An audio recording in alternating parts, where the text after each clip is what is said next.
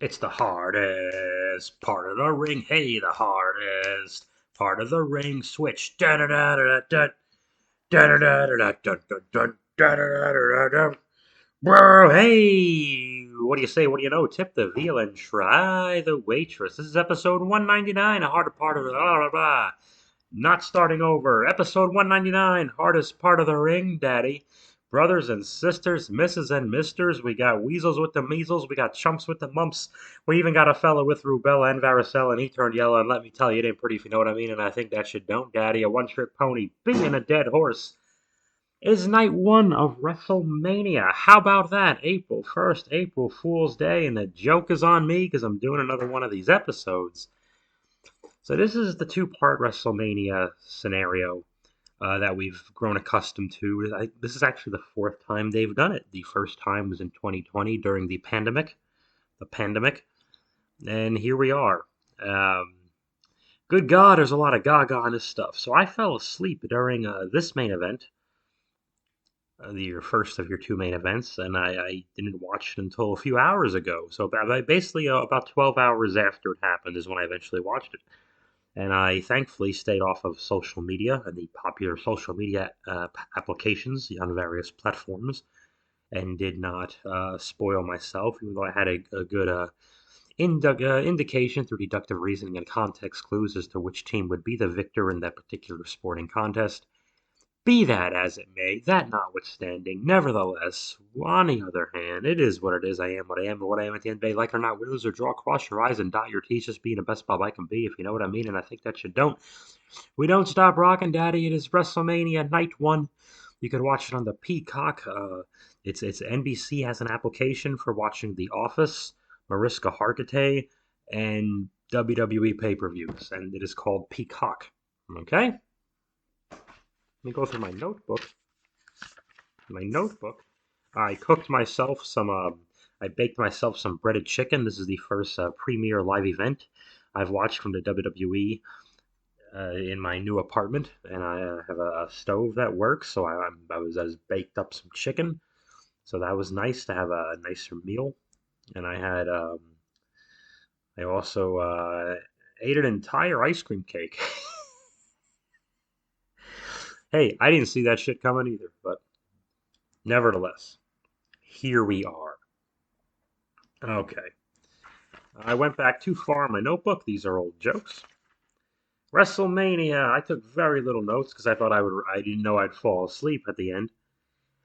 I watched none of the pre-shows. A 2-hour pre-show. Were there pre-show matches?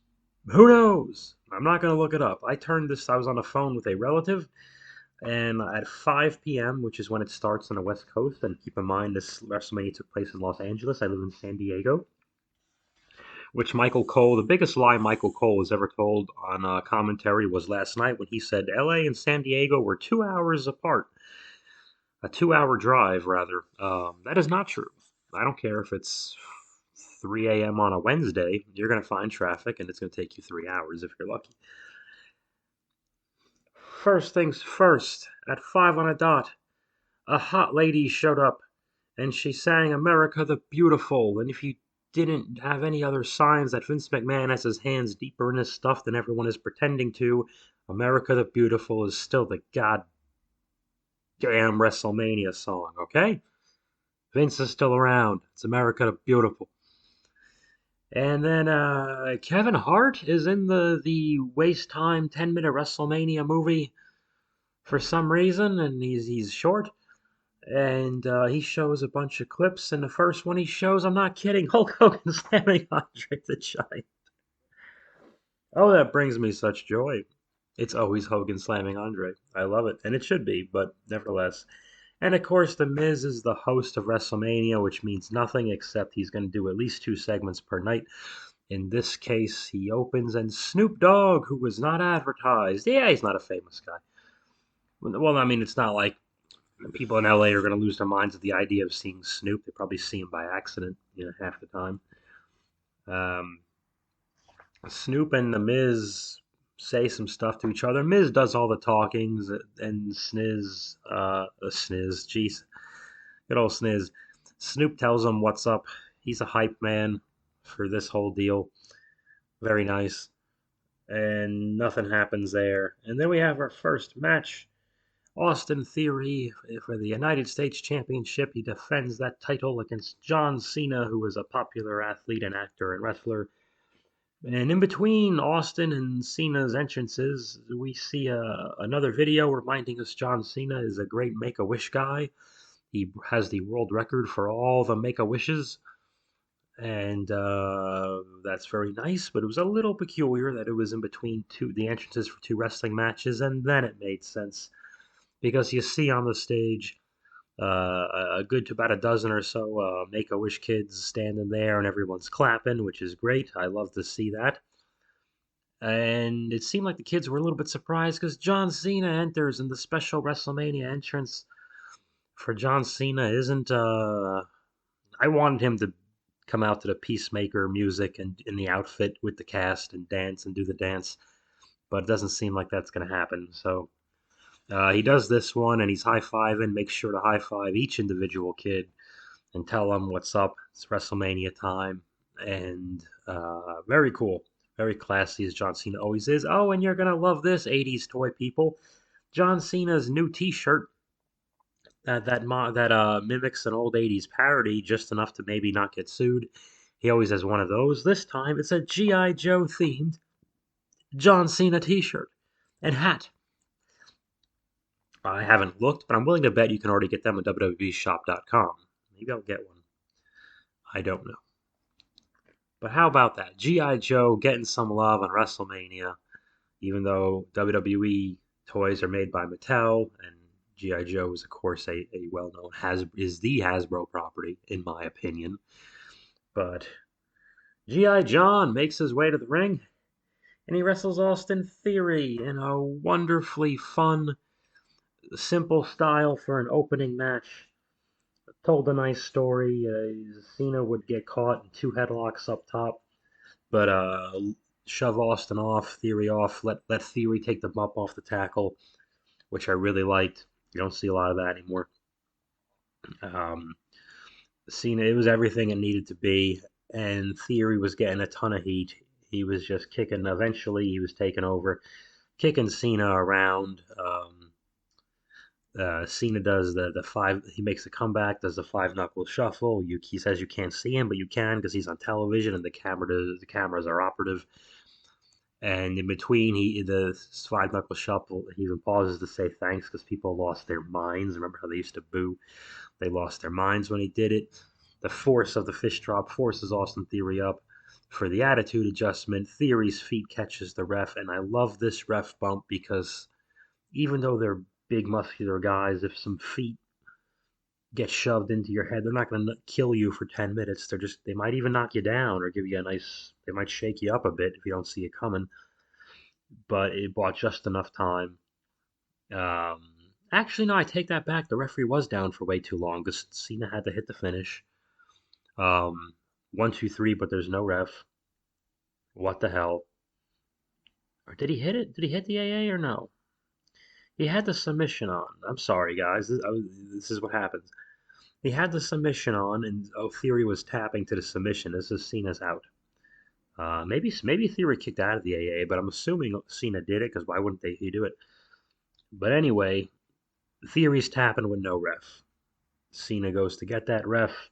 Low blow, which means Theory's bicep hit John Cena in his taint, which is how you do a low blow in wrestling. Now, if you're really a heel, you would do the low blow with the bicep up the crotch, which is how you do that. But you stick your thumb out. That's a heel. Son of a bitch. Anyway, he didn't do that. Maybe next year's WrestleMania. Low blow hits his A-Town down finish on Cena. Referee is alive. 1, 2, 3. This is what it needed to be. Very good. And what happened? Oh, four teams wrestled each other. The Street Profits. I'm not going to dissect all the hoopla and all the commercials. Let me just say it's so much hoopla and video packages and then different video packages about different aspects of the angle at different time and from each competitor's point of view. Holy balls. WrestleMania could still be one night if they didn't have that, but then they'd make less money because you couldn't sell all the same tickets twice, could you? But they have to do that probably because they don't have pay-per-views anymore. And yes, this was available on pay-per-view, but no one buys it on pay-per-view. Okay, another rant. But pardon me, I'm trying not to let you hear me sniffle. I'm feeling a little better, but four teams fight each other: Street Profits, the Alpha guys, the Viking guys with the face paint lady, and some other team. Oh, Braun Strowman and Rick O'Shea, the Fighting Irishman. So they do this, and I was already going to tune out. This is going to be four teams doing a senseless spot fest, and it turns out it was. But the live crowd was into it, and the live crowd getting into it will always make the viewer into it, and I got into it. Angelo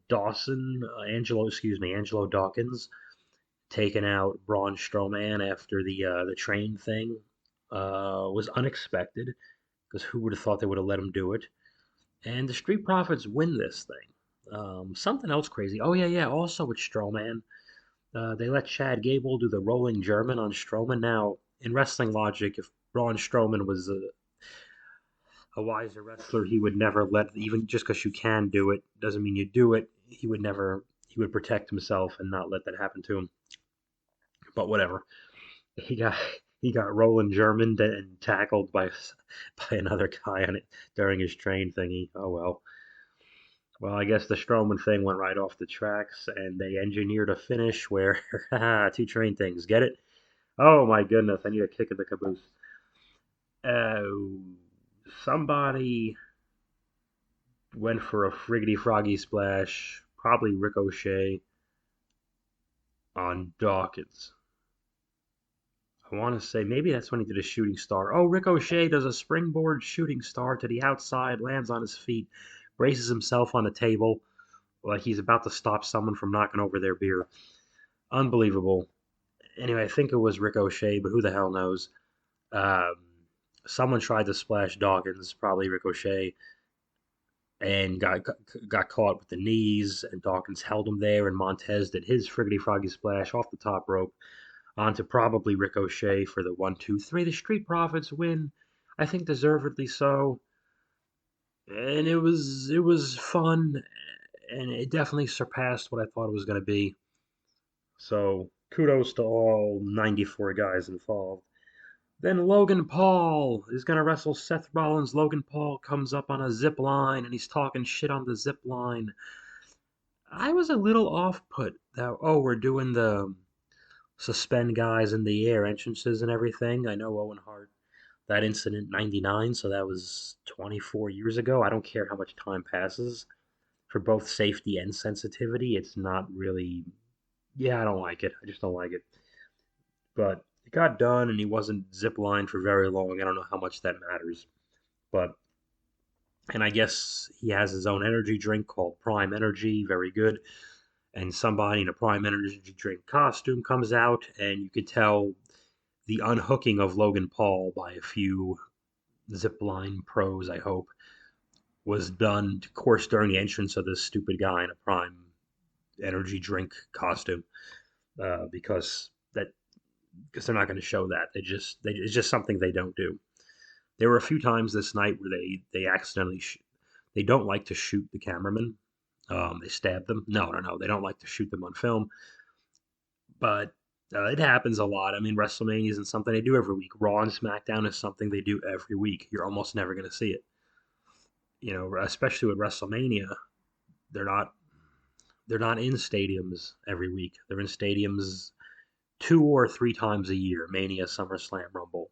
So which I love it because it's like, oh, this looks like a real thing that's happening. It doesn't feel as sterile as the rest of the show. Let's move on, Bob.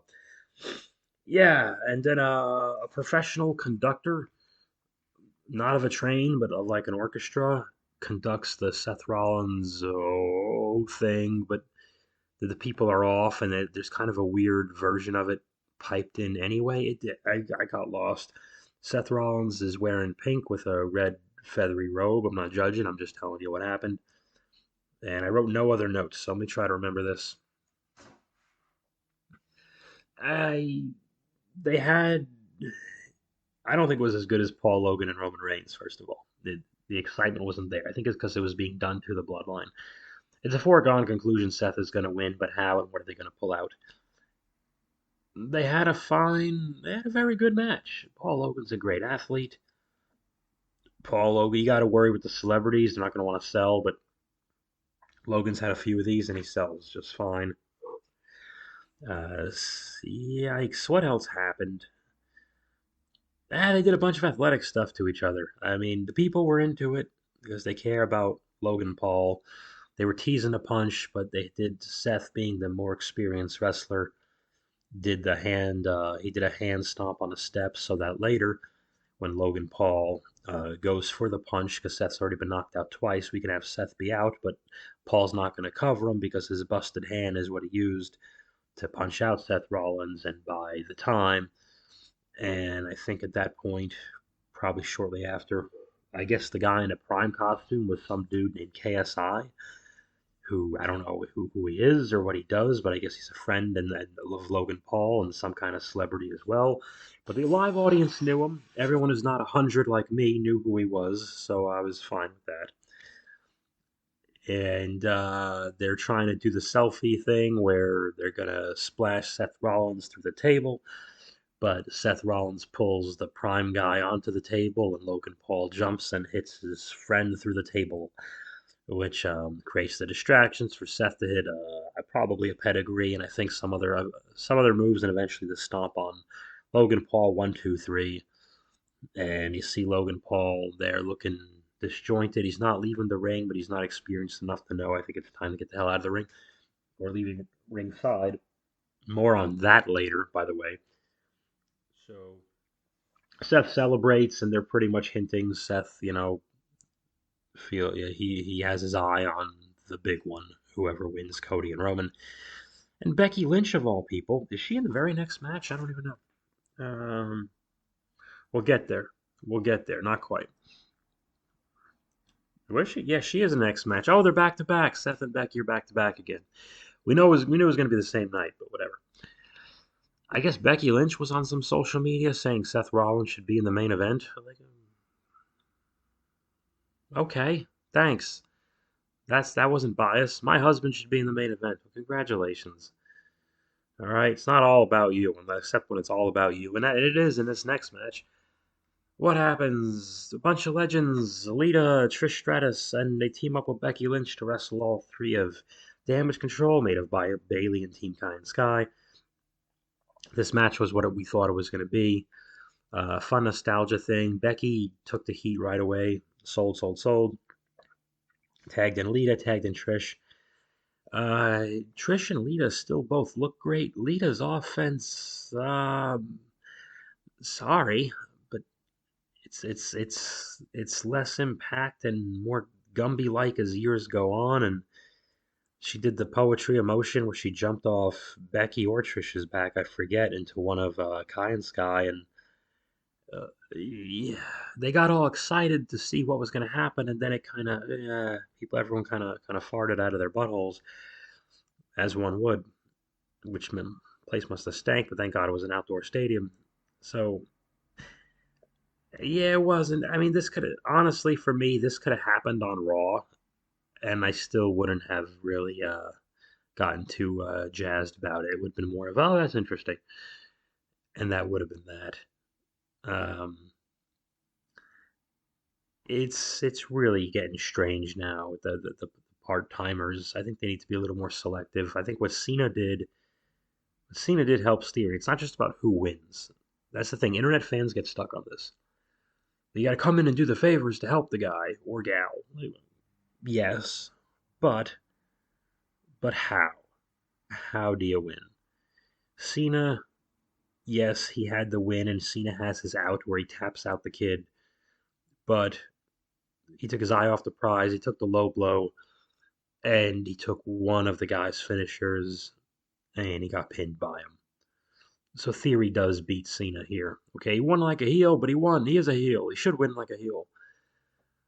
Does this mean that Trish and Lita should have lost Bailey and Kai and Sky? Not necessarily, but I just kind of felt like This was a party of Trish and Lita and Becky taking turns doing warm and fuzzy things from the past that make us happy.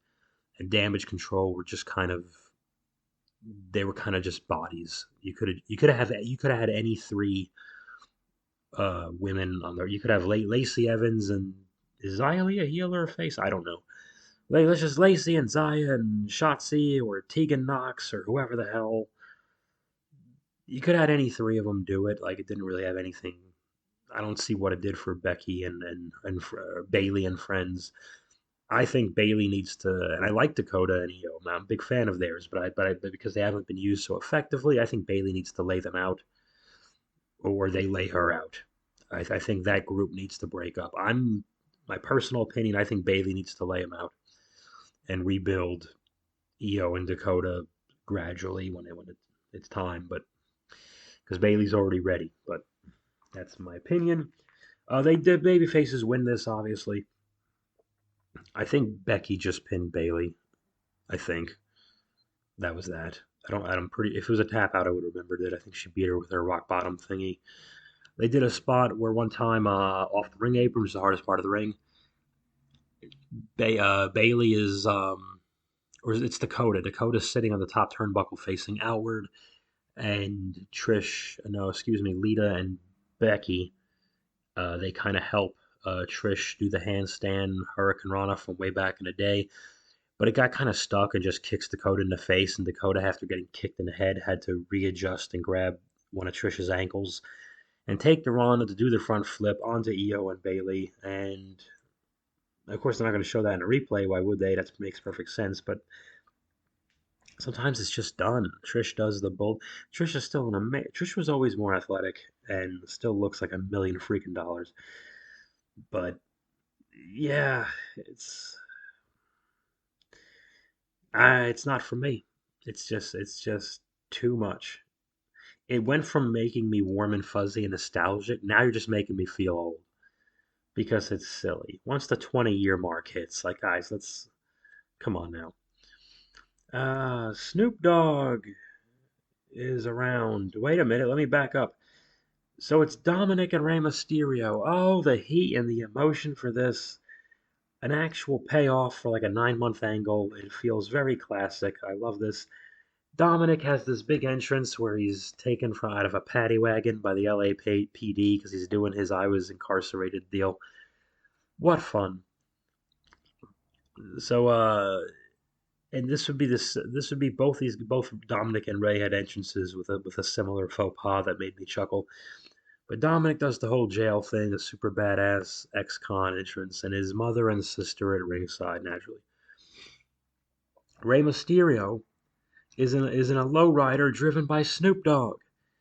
So Rey, with Snoop Dogg, comes out and they play Eddie's music and the thing and everyone pops and again warm and fuzzy play Eddie's music, yada yada yada.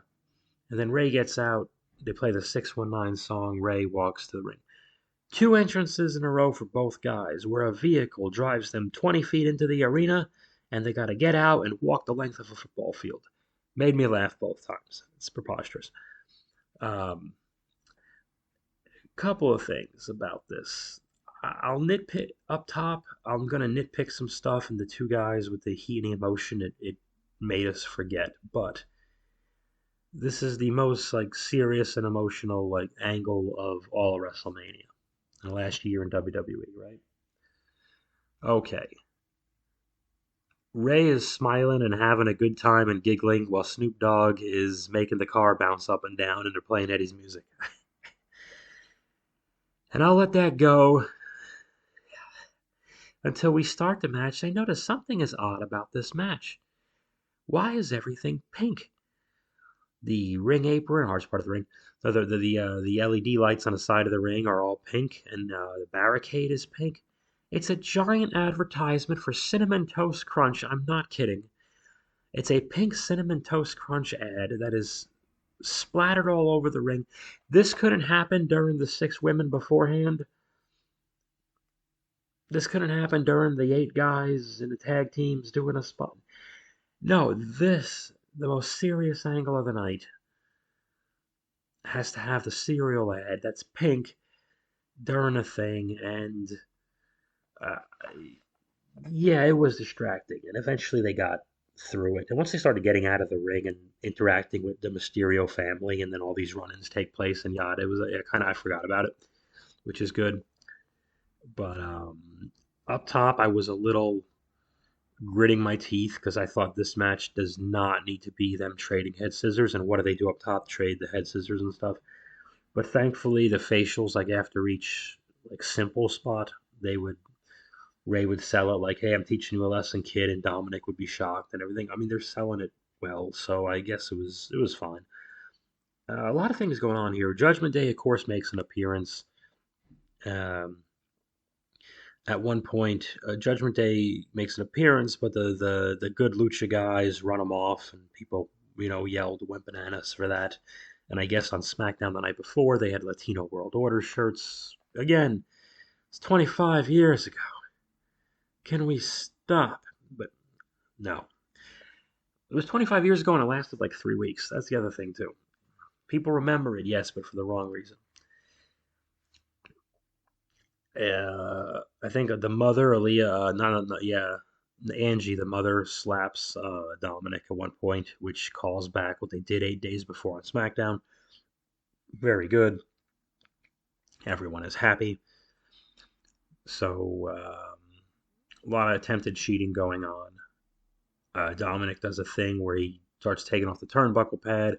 Referee tells him you can't do that. Referee goes to fix it. This makes a distraction. Dominic picks up the sport coat that Damian Priest left behind, takes out a chain, and he has the chain like wrapped around his hand, but there's still a big piece of chain dangling. And before he can hit Ray with the referee's back turned, oh no, he's going to cheat and hit his father with the chain and get the pinfall. Bad Bunny jumps up from the Puerto Rican announce table, grabs the chain out of his hand. Dominic, do what? Takes the drop kick, the 619. The place goes banana. Eddie Friggity Froggy Splash. It's a lot of frog splashes on this show, by the way. It was the super kick of the night. There's a lot of super kicks later on, too. This night is all frog splashes and super kicks. And Eddie shimmies and Ray does it. And that is the only finish. 619 and frog splash on Dominic. 1, 2, 3. That was the only finish to this match, and it was the finish that took place. Very good. Very good. And everyone's happy, and Ray celebrates with his wife and his daughter. And Dominic leaves with Judgment Day. Um, that's perfect WrestleMania. WrestleMania is the time for that to happen. You want to piss everyone off? Do it at Survivor Series. Oh, 2 matches left. Remember earlier when I said something about the green guy who doesn't know better hanging around ringside too long and mugging for the camera after he left, after he's supposed to have left? Well, someone who knew better made it worse. Rhea Ripley and Charlotte Flair. Put him a notebook down. Stop taking notes at this point.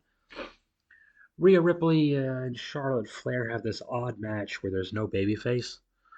People are cheering Rhea, even though she is supposed to be the heel, and Charlotte is supposed to be the babyface, but Charlotte cut a heel promo on SmackDown 8 days earlier. Anyway, I did not watch this past Friday's SmackDown. There's too much wrestling. They were airing SmackDown on Fox and the Hall of Fame on the cock at the exact same time. It was silly. I did watch the Hall of Fame. Yeah, nothing to write home about, and why would I waste my family's time? What do they care? So this match, this became a video game back and forth, but the people were so into it because they wanted Rhea to win. If the people care, then I don't really care as much.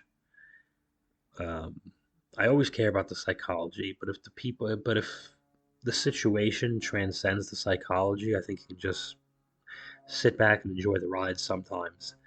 Unfortunately, that's not most of the time, and a lot of indie style wrestlers think that's all the time. It's almost never the time, except for the rare times when it's the time. This was time, but I'm running out of time, so I got to hurry this up. I mean, yeah, because Rhea's the bigger of the two, it's a lot of Charlotte selling. There were three forearms to the kidney from Rhea to Charlotte. The Charlotte went, oh shit, into the. That's another thing. This was the crowd, the wrestlers, the mics were close to the wrestlers. I heard Seth calling shit to Logan Paul, and I could forgive that because I know he's a super athlete, and internet fans think that means he can work. No, it doesn't. It means he's a super athlete who listens and takes direction. So hearing Seth wasn't, and Seth has that distinctive Karen voice, like, so you can kind of go, okay, you can kind of forgive this. I heard Charlotte, and in the next match, I heard Kevin Owens. But anyway, I wasn't listening for Cena. I know he used to be the guy everyone would pick on for that, but I wasn't. I didn't hear anything. Nothing stuck out. They have this match, and a bunch of near falls. Charlotte does kick out of Rhea's pump handle nightmare, whatever finish, as expected. Rhea kicks out of the natural selection, and Rhea.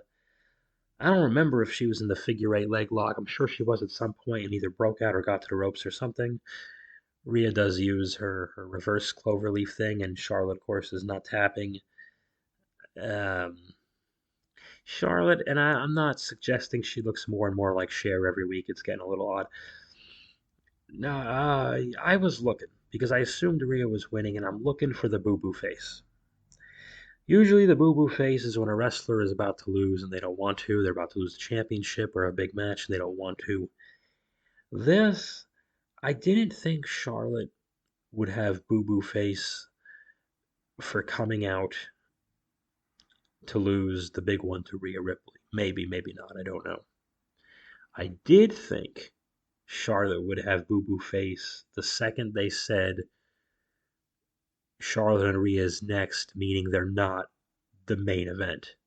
Because I think that's the bigger deal. I I didn't have a keen enough. I was looking for it, but Charlotte is a pro. But my eyeballs were open, and I can't say that she had baby boo boo face during the that the baby face had boo boo face during the entrance of this match. I'm not sure. She didn't boo boo face, but she boo boo wrestled because stuff was. I felt like things were missed and timing was odd, and these two are amazing together on paper, but the actual chemistry just wasn't happening. I feel like the build up was distant. They were like never near each other, and the one big pull apart didn't do anything for me. It didn't build heat on one or the other. I just wasn't feeling it. Also, they never mentioned this once. 2 years ago, Rhea beats Asuka for the big one at WrestleMania. Like, does that not count? It's like, oh, Rhea could finally win the big one 2 years ago. It just wasn't as high profile, but it was for the I think it was for the Raw Championship, women's whatever against Asuka. So what? Am I crazy? Like, yeah. So they're just telling you Asuka doesn't matter as much as Charlotte, which is a nice thing to remind us the day before Asuka challenges for the Raw Championship women's with Bianca. But I don't know. It didn't sit right. Eventually, Rhea does her finish, a super version of her finish off the turnbuckle, 1, 2, 3, and Rhea fireworks, babies in the air. No Judgment Day to join her. They're leaving it a little. I bet you Rhea leaves that group in the next week or so. Personally, I think she should stay a heel and maybe just cut the involvement with that group in half and plant some seeds, but not blow it. Just cut the head off tomorrow. But I don't know. Not my decision. But I'm a slow build guy. So this way, you can still do the sudden, crazy, out of nowhere turns here and there, but do them in moderation. Moderation's the word. So when everything else is a slow build and out of nowhere, sometimes like then it's a memorable, crazy thing. But we're getting off track. What I was saying earlier, Charlotte Flair, never. She was worse than Logan Paul, except she knows better.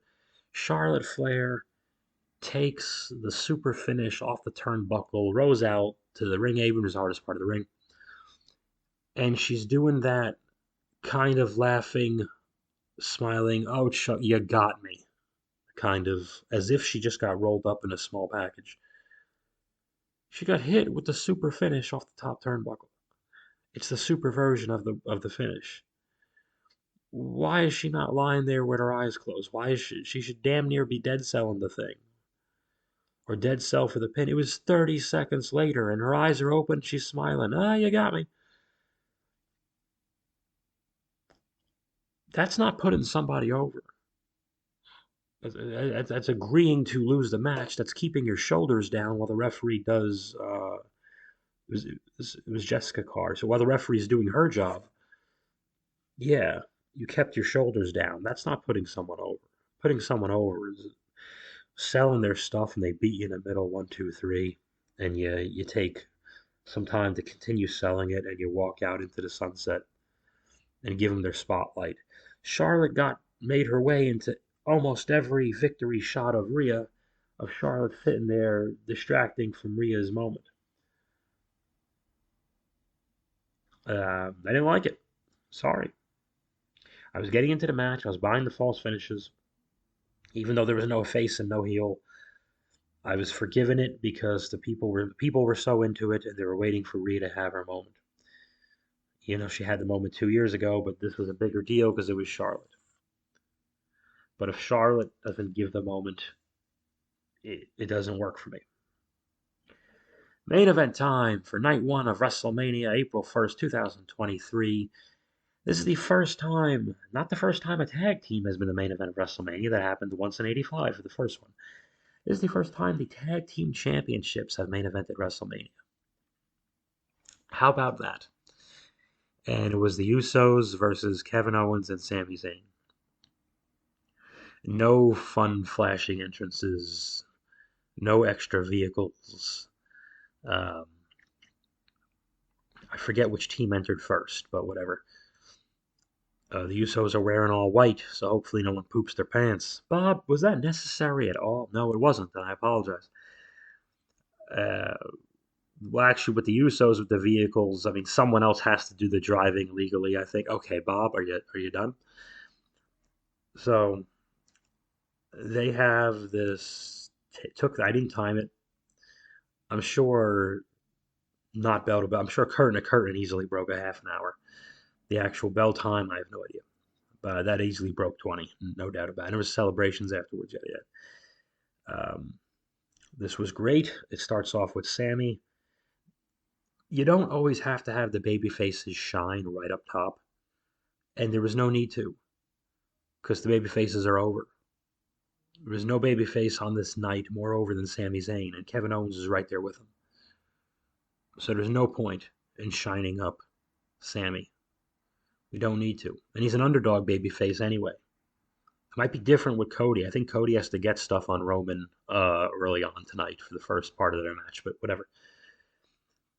So Sammy's taking heat. They take a long time. Usos are double teaming, super kicking, um, doing their thing. I think super. I think. As far as tag team matches with excessive super kicks, I think the Usos do it the best, and there's no close second. So they're beating up Sammy. Sammy eventually does get a hot tag, and it's at a moment where the Usos are on the outside of the ring, and Owens' first hot tag, he takes it.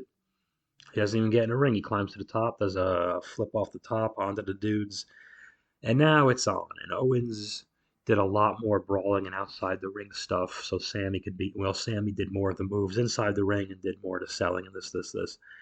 They found a way to kind of Bret Hart and Jim Neidhart it a bit with this team. It worked. They looked like more of a tag team than I thought they were going to. They brawl with the Usos. There's not a lot to go back and forth. Listen, they had a ton of false finishes, as we knew they would. Owens was kicking out of a big splash. Jey Uso kicked out of a stunner. That was a big deal. Kevin Owens eventually takes this huge double rock bottom through a table on the outside, and he's taken out, which leaves the Usos to do their 1D finish on Sammy. And they got me. I thought, well, that's obviously it. They're not going to let him kick out of, and he does. At 2 7/8, Sami Zayn kicks out of the 1D. And no one's done it in a couple of years. They've been using it. This is why it's big, and it's WrestleMania. So then they give the haluva kick. I think it was Jay probably gives Sammy his own move in a corner. What do you know? He does that, and the Sammy kick out again, or Owens breaks it up. Something happens. Maybe Sammy moves, he switches it. I forget what happens. But somehow Sammy gets a second hot tag on Owens.